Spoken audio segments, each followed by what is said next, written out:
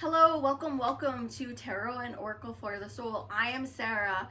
If you are new here, please hit that like, subscribe, and please comment down below if you've watched this with a little fairy emoji. This is my third time attempting to film this, and I hope third time's the charm. This is the TarotTube reintroduction, a VR2 at Coyote Tarot, and I first saw this on Shanna D's channel. All right, so starting right out with the basics. Where are you from? So I was born and raised in New England, but I've lived in the Southwest for over a decade. How did you come up with your YouTube name? So my original channel, where I actually have an introduction, I was Sarah the Rainbow Hearted Witch, and I went by Smart, which were my initials, and Reiki, hypnosis, and tarot, because I do Reiki, hypnosis, and tarot, so that was my business.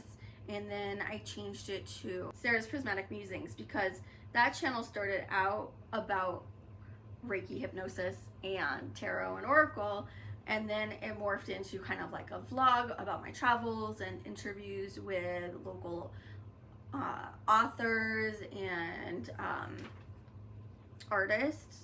So I created Tarot and Oracle for the Soul. I'm sweating over here, you guys. This wig is hot. I started Tarot and Oracle for the Soul to focus only on Tarot and Oracle. I know that recently I did an interview with Sean of Eclectic Treasures, who runs the local crystal shop here in Roswell.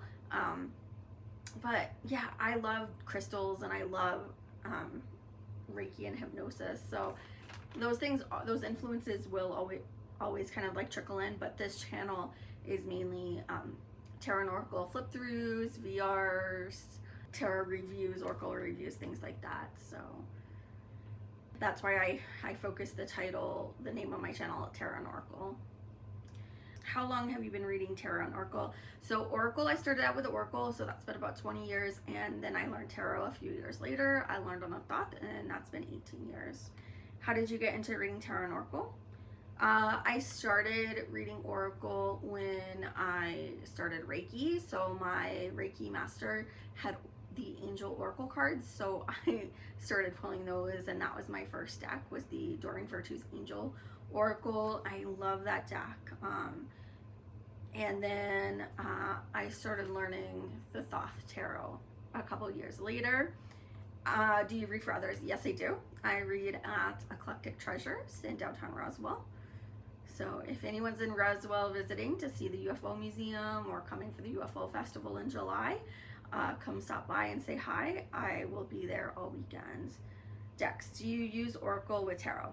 Yes, I believe that the Oracle enhances the tarot reading, and I just really love, most oracles are like gentle and really allow for intuition. For me, Oracle is more intuitive than Tarot. Tarot, it's like, has the set meanings, and I guess it just depends on the deck, but I have a soft spot in my heart for Oracle. How many decks do you have? I have a lot. I have around 50 Oracle cards and 50 tarot decks. Mind you, I've been collecting, I mean, not heavily, but like I started buying tarot and Oracle decks 20 years ago. So I didn't start actually like collecting until 2017. And if you asked me at the time, I would have been like, no, I'm not a collector, I'm a reader. However, now I know with the amount of tarot and oracle decks that I have that I am a collector. Like, yes, I am. I hoard decks.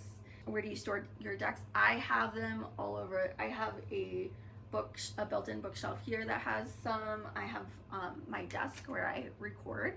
There's like a little cabinet, and I have my decks in there. I have it all over. I have decks all over my desk. I have decks in the proper library, and then I have decks in my bedroom. I have decks all over the house, and all the bookshelves all over my poor husband. And then he has his decks that he has in his art studio. What do I look for in a deck? I look for decks that tell a story. I don't like pip decks. I really want my decks to flow and tell a story, or at least have keywords. I do like the keywords that are on a Thoth. I do think it helps. So the thought can be a little pippish, but with the keywords, it's really helpful.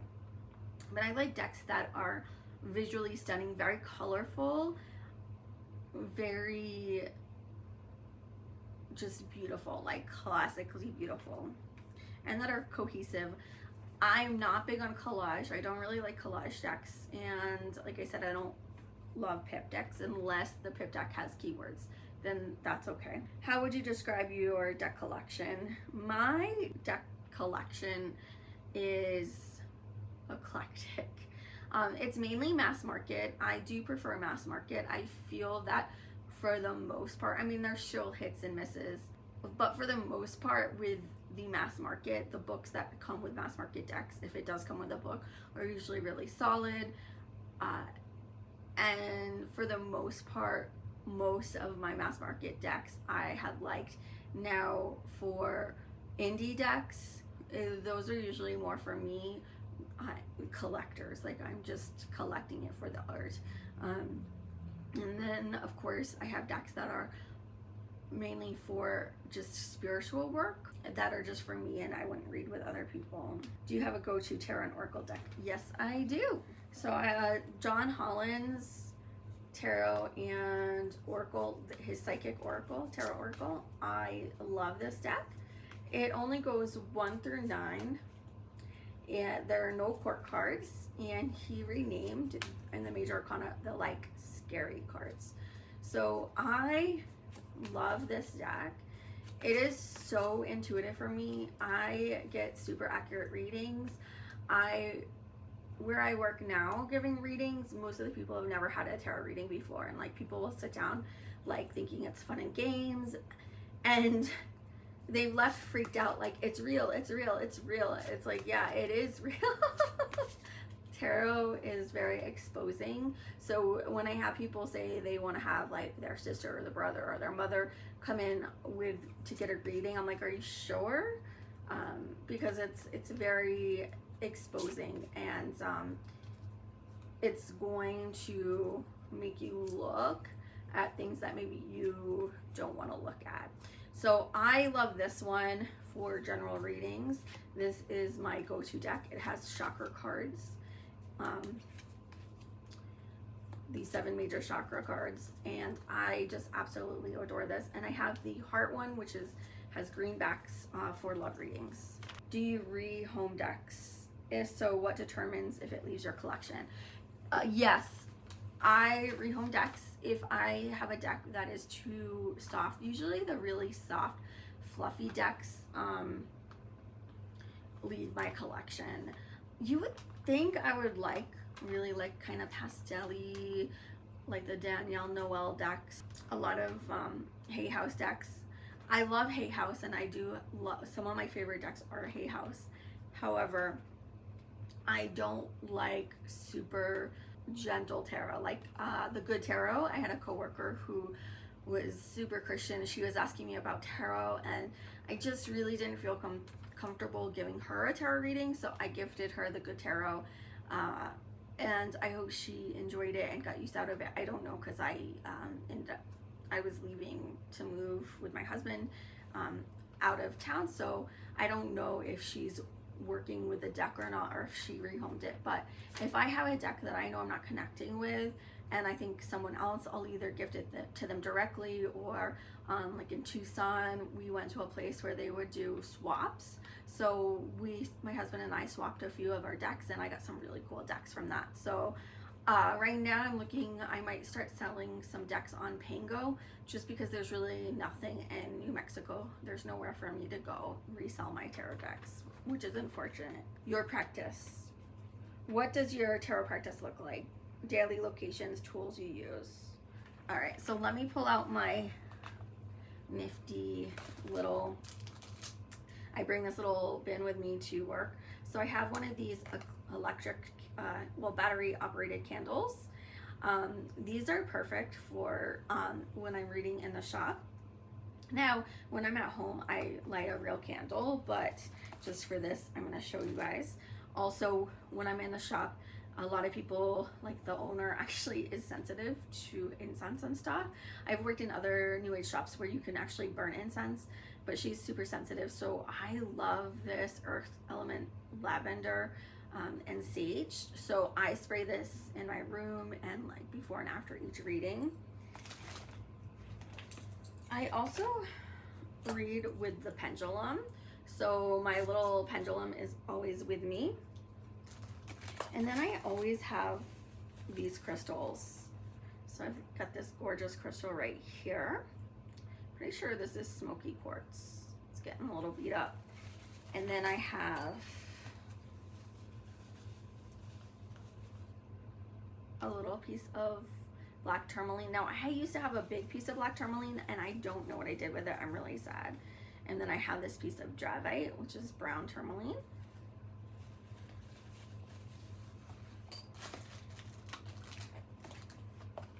I always have a piece of citrine.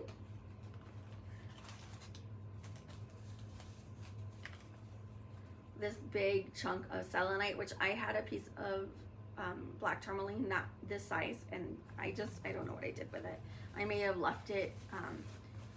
I was doing giving Reiki, doing exchanges with my massage therapist. I may have left it in her office, but I'm not sure. And then I used this beautiful piece of selenite with the amethyst to grid my tarot room with Reiki. So I always Reiki my space before, you know, I do my grounding meditation and centering. And then I use the Psychic Heart Tarot or the just the Psychic Tarot. Now I love V-Love and Crystal's Oracle decks. I have like almost all of her decks. I went on a little like rampage, but this Feelings in Bloom is my absolute favorite. I love to end my readings with this to give people like a mantra that they can say for like a month. I tell them to do it for like a month. So I love this. It's so accurate, and people really love having a mantra to say, to meditate on. And then if they have a question about like timing, I pull from this other V-Love and Crystal. This is literally a time deck, and I love this. So these are the two like oracle decks that I bring along with me. I don't always use the time deck in all the readings, but I definitely use the Feelings in Bloom after every tarot and oracle reading I give. Now my own personal practice is, for this year, I've been pulling a tarot and oracle card, a different deck, from a different deck each week, because I've been doing the deck of the month. I am just switching it up right now for the month of June. I want to deep dive into the Thoth, but I want to come at it from the Tree of Life and the I Ching. I have been saying I want to do the Tree of Life forever and study that, so I'm finally doing it. My husband bought me this, it's like the Abracadabra deck. It was for a magic school that's defunct, and one of the acolytes, is that what you call them, donated or somebody who ran the school or you know, their spouse, I'm not sure who, but somebody donated it to Fantasia Crystals, and actually I found a whole bunch for sale on eBay as well. So I don't know if they gave some to Fantasia Crystals and some to eBay. However, it's Thoth based, and so with Thoth there's the astrological signs, the I Ching, the Tree of Life, and there's all these different things. So I've been deep diving in that, and then I'm also trying to teach myself the Lenormand. So I'm reading Caitlin Matthews' book on the Lenormand, and I'm pulling a card a day for that, or sometimes 3 cards, because with that system you really need to pull at least 3 cards to get a reading. I'm having a really hard time wrapping my mind around the Lenormand and getting myself to read with it. If you come professionally and get a reading with me, I am using my husband's Alien Lenormand, But if you do get a reading, I'm just pulling one card and I'm using it like an oracle for now. Because for me, doing the 3 cards and trying to like make a sentence, and it's too much. I have like a little tarot journal that I write in, and sometimes I just write the tarot, the tarot card of the day, the oracle card, and the Lenormand card or the Lenormand pulse. But sometimes I use my tarot book as like a journal, especially when the cards are like really right on, and then I write about how, you know. So sometimes my tarot journal is like pages and pages and pages, and actually my tarot journal, it's only been being used for 6 months and it's almost full, so I'm gonna have to get a new one. What does a typical tarot reading look like with you? So professionally, I do the Celtic cross, and then if they have further follow-up questions, I usually just do like 3 card pull per question, like because a lot of times people come in and they've never had a tarot reading, so they don't know what question to ask. So I just do an overview of their life, and then if that brings up questions, I'll do 3 cards per question. And then like I tell them, you can ask a yes or no question, and if you have a yes or no question, we can use the pendulum. YouTube TarotTube. What kind of content is your favorite to post and watch? Okay, so to post, I enjoy doing like unboxings and first impressions, because of course I'm super excited. It's my first time seeing a deck in real life. I really love that, just for the dopamine hit. I have a lot of fun doing VRs, and I love watching other people's VRs or like the decks that they've used for the month are like my favorite videos to watch for TarotTube. I really like watching those. How did you get into creating a YouTube channel? So my original channel, like I stated, was for my business. It was to support my tarot, hypnosis, and Reiki business. This TarotTube channel is really about community. I really wanted to connect with other tarot tubers and collaborate and make friends, and that's what this channel is about community. Especially since this started after we moved. When I lived in Phoenix, when my husband and I lived in Phoenix, there was a huge community, a huge pagan community. Online was more like for me to promote my business, so that's what my original channel was. But this channel was started 2 years ago, and we lived in the middle of nowhere, and I was traveling 3 hours round trip to go give tarot readings and to be with the community, and that's a long time. So online became really important to me. Knowing what you know about YouTube, is there anything you do differently? Yes. So if you're new, if you're just starting out to YouTube, have audacity. I had no audacity. I was like afraid of doing VRs unless I was tagged. I felt like kind of awkward about that. I didn't want to step on toes. Like I thought I had to do all like original content and come up with original things. Reach out to collab with people. Like ask people if they want to collab. That is like the best way to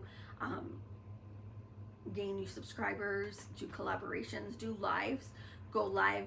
For me, lives, on my original channel, I used to do free 1 question readings. That would drain me so bad. I don't do that on this channel. This channel, when I go live, it's usually to unbox, or you know, maybe to do like a VR, or to just kind of like talk.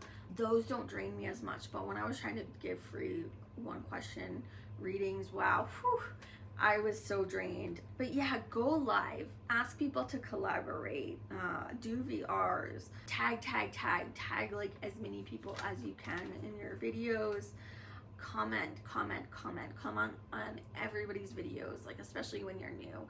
Turn your settings that people can see if you subscribe to them. So like I have it so that people can see if I subscribe to them. So, you know, hopefully, I know that's like, sounds horrible, but hopefully they'll like return the favor and subscribe back. So turn on the visual that you have subscribed, that the people can see, so they can give you a shout out that you've subscribed, or they can subscribe to your channel back. Check your like mention, go to your community tag in the studio and check mentions. I was so bad about that on my original channel. I had V-Love and Crystals mention me, or V-Love and Tarot mention me, and it took me 2 years to respawn because I didn't see, like I'm not a techie person. Like it's not intuitive for me, it's not like easy for me. I'm an ex-millennial, and I grew up in a small town. Like, we didn't really do computers. Yeah, I feel like a rookie still. Even though I've been on like social media for a long time, I didn't start doing like YouTube, really even watching YouTube until, yeah, like 2012. And then like really getting into YouTube until, like, it took until 2017. And then I started filming in like 2018, 2019, something like that. Watch as many lives as you can and interact with people in the live chats. That's also another really big thing, because no one's gonna know, like, if you're just watching and you like, and maybe you comment, but like interacting with people in live chats is like awesome. It's the quickest way to get people to like, oh, like, who's this person? And then they check on, you know, you and like view channel.